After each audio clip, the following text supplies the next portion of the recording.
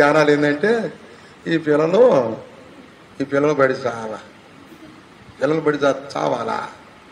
చావడానికి నీకు దేవుడు ఇచ్చిందే, పెంచడానికి కదా, పెంచడానికా చావడానికా? పిల్లలు తీసుకోర్రా. బాలుడు నడవలసిన త్రోవను, ఏ త్రోవది? ఏ త్రోవ? రూపాయి ఇచ్చిన కొట్టు కలకలకి ఎత్తాడు, 10 రూపాయలు ఇచ్చిన కొట్టు కలకలకి ఎత్తాడు. ఎంత వాడు అడుక్కుంటాడు. ఆ పిల్ల కూడా అడుక్కునేది. ఇప్పుడు పిల్లలు కొట్లు కాడ కొనుక్కుంటున్నారు. అసలు ఎలా కొనుక్కుంటావా? ఆవులోడు కాదు. ఇప్పుడు 10 రూపాయలు ఇప్పుడే లెక్కెత్తాడు రోడ్డు మీదకి. అక్కడికి వెళ్ళి ఆ కొట్టు ఉంది కదా, శివుడి దగ్గర కొట్టు ముసలు తీసేమంటారు. ఇప్పుడు అలా ముసలు లగేసుకుంటే వెళ్తాడు, లగేసుకుంటూ వస్తాడు. ఎదురంటే కింద అంటాడు. ఉద్యానవనములో పెంచబడిన దాని నీ చెలిగత్తని నీ స్వరము వినగోరుచు నన్నును దానిని వినని. దేవుడినే తట్టు పాడాలి. ఎవరినే తట్టు అంట? దేవుడిని తట్టు నువ్వు ఉండాలి. దేవుడిని ఎందుకు వచ్చి చూసినప్పుడు ఇష్టము పుట్టించు ప్రాయము రావాలి. ఏ ప్రాయం రావాలంట? యెహెజ్కేలు గ్రంథం 16:8 అంటాడు. యెహెజ్కేలు గ్రంథం 16:8 నేను నీ ఎద్దకు వచ్చి చూడగా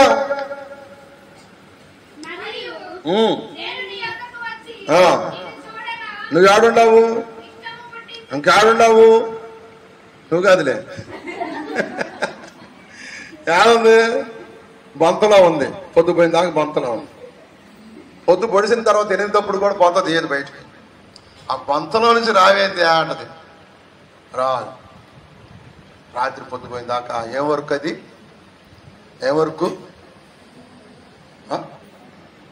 నాకు ఇంగ్లీష్ రాక ఆ పిల్లలతో హోంవర్క్ అంటుంది. హోంవర్క్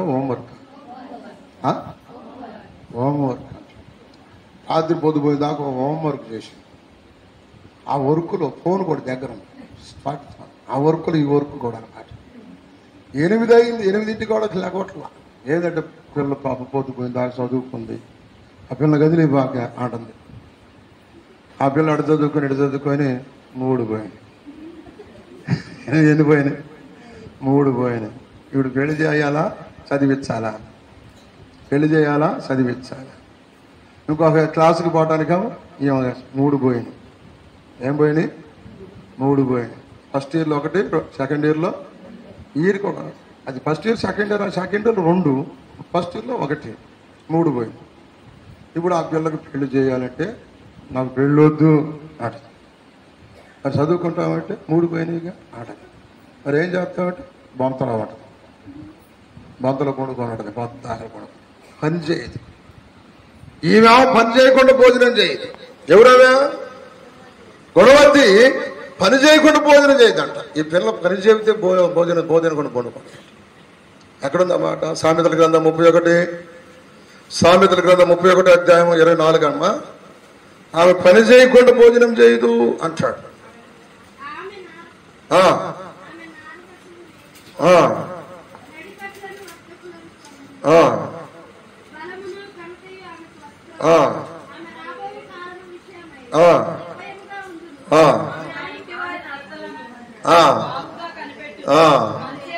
పని చేయకుండా ఏమో పని చెబితే నీకు పని చేస్తే నువ్వేం చేస్తావు? నేను చేయను అంట. అసలు ఏ పని చేయదు. గుడ్లు మొడ చేయడం కూడా చేస్తున్నాడు. వాళ్ళ అమ్మ పొలం పోతా గుడ్లు బయట ఎండేసి, అమ్మాయి నువ్వు గుడ్లు తీసి పడుకోమే, పడుకున్నావు కానీ గుడ్లు తీసి పడుకోమే అందంట. ఈ పిల్ల దండి మీద ఉండే ఆదని ఇట్లా మడతేసి తీసుకొచ్చి మంచం మీద వేసింది. మంచం మీద పడేసింది. మంచం మీద కాసేపు ఆ పిల్ల పడుకోవాలనిపించింది. అట్లా 5 తీసి కుర్చీ మీద వేసింది. నేను వెళ్ళా, పాస్టర్ గారు కూర్చోండి. ఆడ కూర్చొని గొడ్లు ఉండేగా. గొడ్డలు తీసి మళ్ళీ మంచం మీద వేసింది.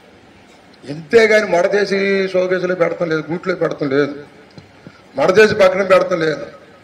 ఆదురు ఒప్పేటి పాత కొట్లాల. ఎంతమంది మడతేస్తారా మీరు? మడతేస్తారా? చక్కగా మడతేయాలి. నాయనడారు తీసుకెళ్ళి అంబలంగాలో పెట్టేసి మడతెత్తే నాన్న డైరీ నీ డైరీ ఇదా ఇట దోలాడుకోవాలి. అప్పుడు అంబలంగాలో పెట్టి దాచిపెట్టి మడతలో ఉండి తెలియక ఆ మడత తీసి చూస్తావా ఏమా? ఎవరి వాళ్ళకి మడతేసి పక్కన పెట్టా చక్కగా ఉండాలి. నీ చేతికి వచ్చిన పని ఏ పని నువ్వు శక్తి లోపం లేకుండా చెయ్యాలంటే ఈ పిల్ల ఈ డైరీ తీసుకెళ్ళి లంగాలో పెట్టి అవి తీసుకెళ్ళి జాకెట్ తీసుకెళ్ళి నా చొక్కాలు మడతేసి ఆడు పెడితే అవి దోలాడుకోవాల్సిందేగా, అంతేనా కదా?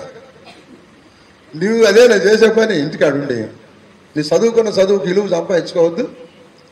మేలుంది అసలుకి, నీకు విలువ ఉంది అసలుకి, నీకున్న మేలనేది దూషణ పాలు చేయొద్దు అని రోమాపత్రిక 14:16 అంటాడు.